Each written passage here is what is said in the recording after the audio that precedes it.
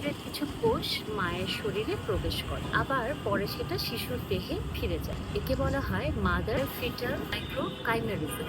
টানা 41 সপ্তাহ ধরে মা ও শিশুর মধ্যে এই কোষগুলো আদান প্রদান ঘটে। শিশুর জন্মের পরেও মায়ের শরীরে এই কোষগুলোর অংশ থেকে যায়। তার টিস্যু, হাড়, পিষ্ক ও ত্বকে স্থায়ীভাবে তার স্থান পায়। এই কোষগুলো দশকের পর দশক মায়ের শরীরে থেকে যায়। মায়ের পরবর্তী সন্তানের সময়ও কিন্তু একই ঘটনাটাই ঘটে। গর্ভপাত ঘটলেও কিন্তু এই ঘটনাটা ঘটে থাকে।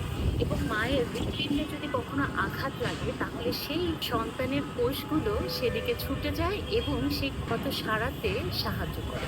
এ কারণেই গর্ভাবস্থায় বা পরবর্তীতে মায়ের শরীরের অনেক রোগ আপনা আপনি কিন্তু সেরে যায়। গবেষণায় দেখা গেছে যে মায়ের শরীরের এরকম কোষের অস্তিত্ব 18 বছর পর্যন্তও দেখা যায়।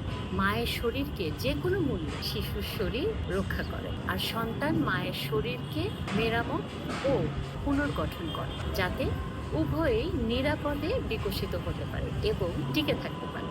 এজন্যই বলা হয় মা এবং শিশু সম্পর্ক হলো পৃথিবীর সবচেয়ে সুন্দর সম্পর্ক।